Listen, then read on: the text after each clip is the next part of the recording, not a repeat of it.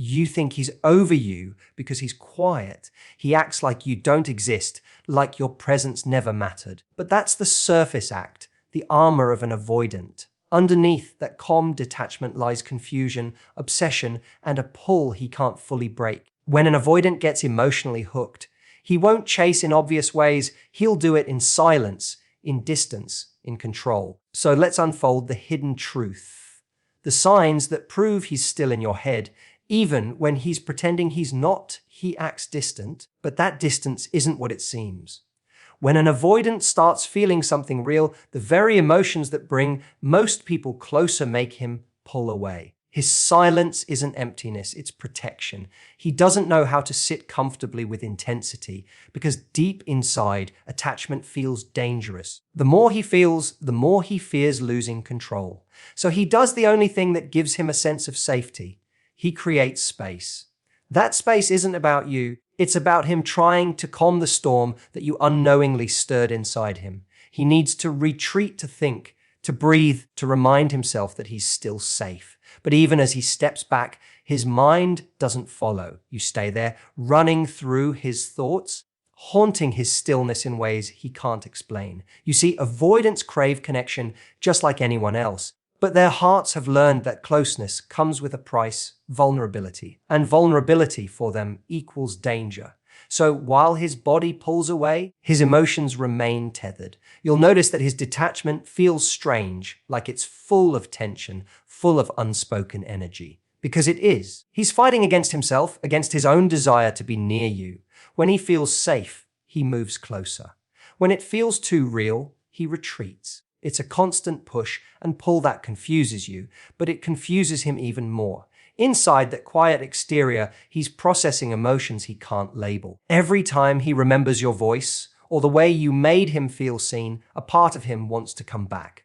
But the moment that feeling grows too strong, his instinct to protect kicks in again. He doesn't want to depend on you emotionally, yet he already does. That contradiction is the reason he seems cold one day and subtly present the next. He wants you, but he doesn't want to need you. And that's what keeps him stuck in this loop of closeness and withdrawal. The truth is, his distance isn't rejection. It's attachment dressed in fear.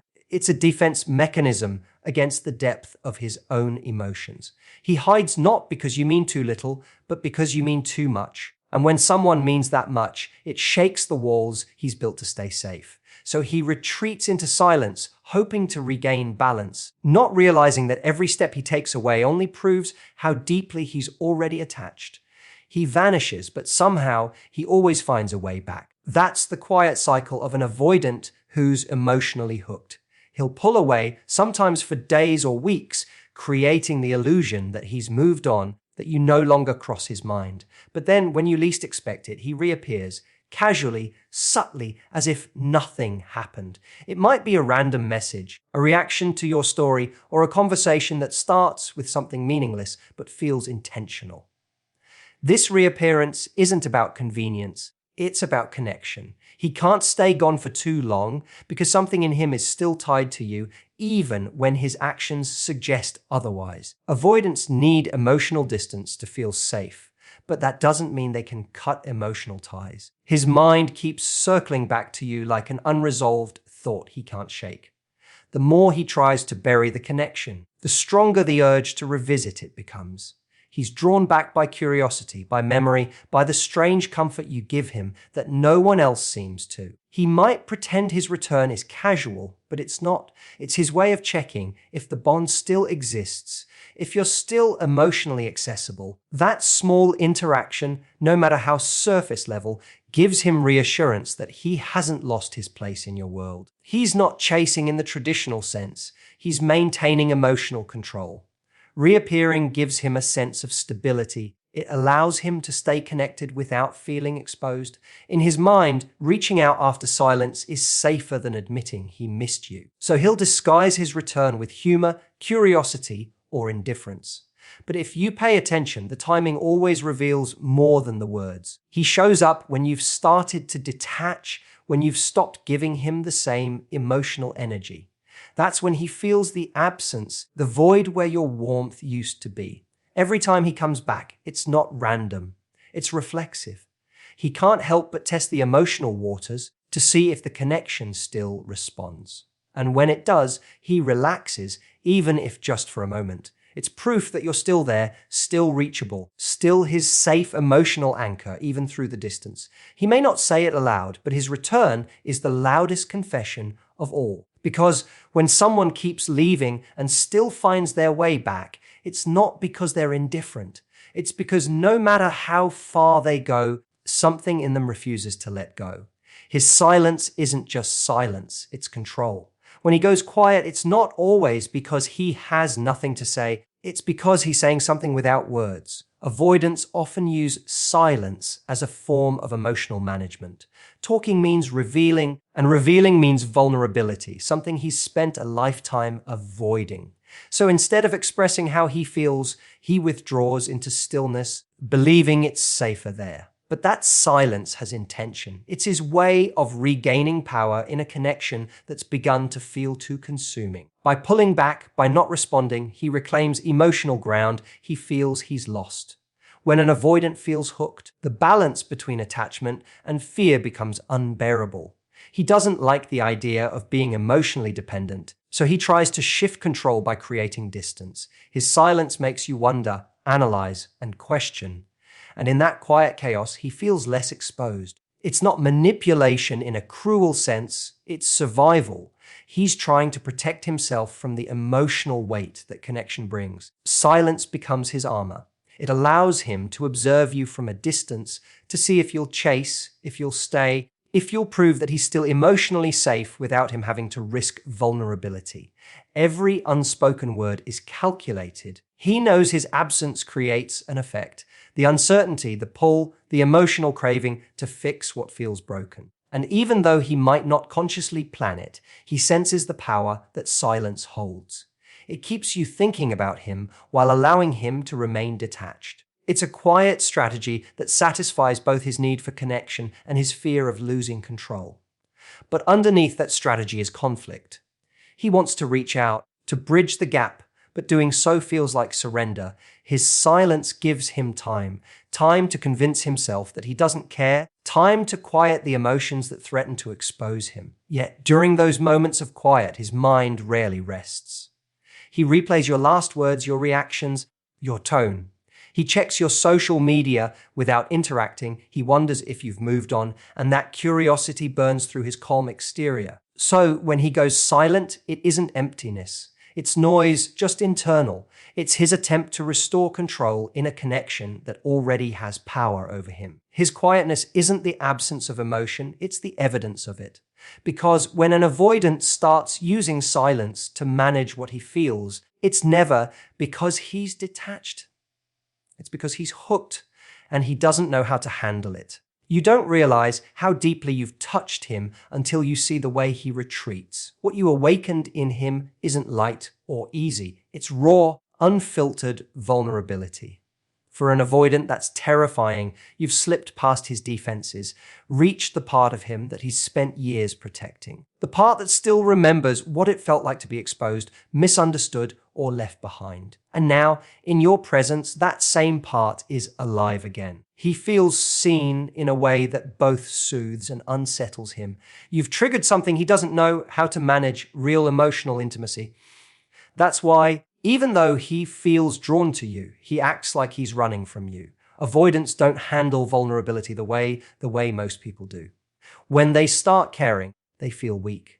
When they start depending, they feel trapped. It's not that he doesn't want to open up. It's that opening up feels like standing without armor in a battlefield he doesn't trust. So the moment he senses that his emotions are slipping beyond his control, he shuts down. He'll distance himself, convince himself that he's better off detached. Even though deep down he's craving the closeness he just escaped from, you'll notice subtle signs of his conflict. He might look away when emotions get heavy, change the topic when things get too real, or suddenly go cold after a moment of warmth. That's not rejection, it's fear. Every time you get too close, you remind him of the risk that love brings. The possibility of disappointment, of loss, of surrender. But what he doesn't realize is that the very thing he's avoiding is the thing that could heal him. You've become the mirror that reflects everything he hides from himself, his longing, his softness, his need to be loved without judgment. Even when he distances himself, the vulnerability you awakened doesn't fade, it lingers. He thinks about the way you looked at him, the safety in your energy, the way you made him feel understood without needing to explain, and that scares him more than he'll ever admit. Because deep inside, he knows he's already been emotionally touched in a way that can't be undone. So he hides not to forget you, but to protect himself from what you make him feel. And that's the paradox. You didn't break his defenses to control him, you did it by simply being real. And now, that authenticity has become the one thing he can't escape, no matter how far he tries to run. Even when he's silent, he's watching. That's the secret most people never see. Avoidants don't easily express interest, but when they're emotionally hooked, they observe everything from the shadows. He pays attention to your patterns, your mood, your energy shifts, even the smallest changes you make. He might not comment, he might not like your posts or reply to your stories, but he sees them. He studies the things you share, the tone behind your words, the timing of your silence. Observation becomes his way of staying connected without being exposed. He convinces himself that he's just checking in, but deep down, he's feeding the emotional thread that ties him to you. For an avoidant, watching you from a distance feels safer than engaging. It gives him the illusion of control. He can keep you close enough to feel connected, but far enough to avoid vulnerability. When he's in this state, every move you make matters to him more than he'll ever admit. If you seem happy, it both relieves and unsettles him. If you seem distant, it stirs anxiety he can't name. Your silence becomes louder than words, and your attention, or lack of it, begins to dictate his emotions in ways that confuse him. He might appear indifferent, but his actions give him away. He remembers details you forgot you even shared. He'll casually bring up something small from a past conversation, something that reveals he's been keeping track all along. He may show up at unexpected moments, liking a post after weeks, sending a message that aligns perfectly with what's happening in your life. That's not coincidence. That's awareness. That's him making sure he still knows you, still feels some form of connection, even when he's pretending to be detached. He observes because it's his way of maintaining emotional proximity. He doesn't want to lose touch, but he's too afraid to openly reconnect. So he stays in this between space, watching but not speaking, connected but not close. And while he tells himself that he's doing it to stay in control, the truth is, it's his quiet confession. Because if you didn't matter, he wouldn't be paying attention. The fact that he notices, remembers, and reacts in silence reveals what he's fighting so hard to hide. He's not detached. He's consumed in a quiet, unseen way. Watching you has become his way of staying near without having to admit that he still cares deeply, maybe more than ever. There's a reason he can't seem to let go, even when he tries. The connection unsettles him in ways he doesn't fully understand. For an avoidant, emotional intensity feels like a loss of control, and yet with you, he feels it constantly. You occupy his thoughts at random times, during quiet moments, in the middle of his routines, even when he's trying to focus on something else. It's not something he chooses, it just happens. That's how he knows you've gotten under his skin. You've reached a level of emotional depth he's not used to. And now, everything about you feels like a quiet echo that follows him everywhere. He might tell himself it's just curiosity or unfinished business, but deep down, it's more than that. The connection has become a reflection. It shows him the parts of himself he's been avoiding. You stir feelings of warmth, desire, and attachment, but also fear, doubt, and vulnerability. And because of that, being around you feels both magnetic and overwhelming.